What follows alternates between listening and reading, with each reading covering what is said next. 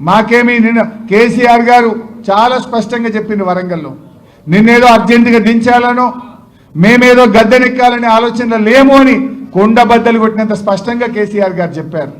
ఇంకా 3 ఏళ్ళు టైం ఉంది, ఇప్పటికైనా మారు, కమిషన్లు బంద్ చేయి, ప్రజలకు అందుబాటులో ఉండు. ఈ పుణ్యాత్ముడు సెక్రటరీ పోతలేడు, అయితే ఆ జూబ్లీ హిల్స్ ప్యాలెస్లో కూర్చుంటుండు, లేకపోతే ఈ పోలీస్ కమాండ్ కంట్రోల్ రూమ్లో కూర్చుంటుండు.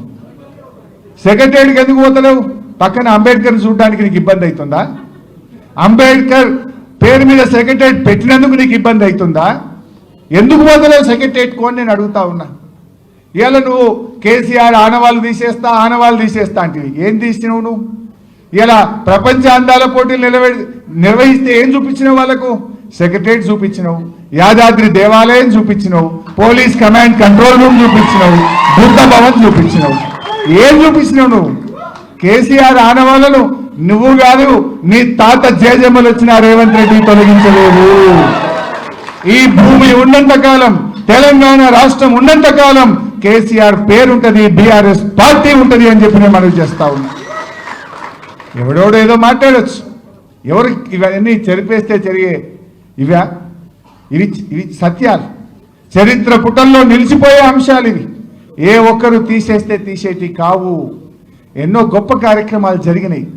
ఇప్పటికైనా 3 ఏళ్ళు నిజాయితీగా పాలించు, ప్రజా సమస్యలు పట్టించుకో, ప్రజల పక్షాన నిలబడు, చరిత్ర పుటల్లో ఒక చరిత్రహీనుడుగా మిగిలిపోకు. ఇప్పటికైతే నువ్వు తెలంగాణ ద్రోహివే, అదైతే నీకు జీవితంలో పోదు. ఎందుకంటే నువ్వు ఎన్నడూ జై తెలంగాణ అనలే, ఎన్నడూ అమరులకు శ్రద్ధాంజలి ఘటించలే, ఎన్నడూ ఉద్యమంలో పాల్గొనలే, ఎన్నడూ తెలంగాణ కోసం రాజీనామా చేయలే, ఎన్నడూ నువ్వు తెలంగాణ కోసం మాట్లాడలే. నువ్వు ఉల్టా ఉద్యమకారుల మీద తుపాకీ గురిపెట్టిన తెలంగాణ ద్రోహివి. అది మాత్రం నువ్వు చెరిపేసుకోలేవు. తెలంగాణ ద్రోహిలో లిస్టులో రేవంత్ రెడ్డి పేరు కూడా ఉంటుంది గ్యారంటీగా. కానీ చరిత్రహీనుడిగా మిగులుతావు. ముఖ్యమంత్రిగా ఈ రాష్ట్రానికి అన్యాయం చెయ్యకు, రాష్ట్ర ప్రజలు తలదించుకునే విధంగా చెయ్యకు. అందాల పోటీల నిర్వహణలో రాష్ట్రానికి పరువు తీసినవు. పక్క రాష్ట్రం కృష్ణా నదిలో అధిక నీళ్లు వాడితే ఆపలేక నువ్వు మరి నీ గురువుకు దాసోహమైనవు.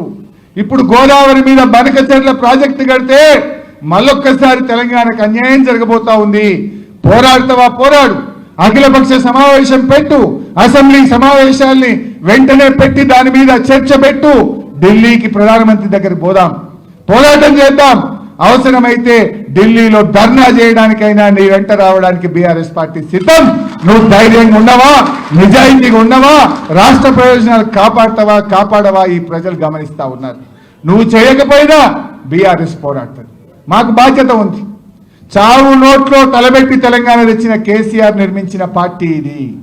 ఇక్కడ ఉన్న బిడ్డలు తెలంగాణ ఉద్యమకారులు, తెలంగాణ కోసం జైళ్లలో ఉండి తెలంగాణ సాధించిన బిడ్డలు ఈ పార్టీలో ఉన్నారు. అందువల్ల మేము ఏ పోరాటానికైనా సిద్ధపడతాం. మాకు అధికారం ముఖ్యం కాదు, ఈ రాష్ట్రం ముఖ్యం, రాష్ట్ర ప్రయోజనాలు ముఖ్యం కనుక తప్పకుండా మేము పోరాడతాం. నువ్వు పోరాడకపోతే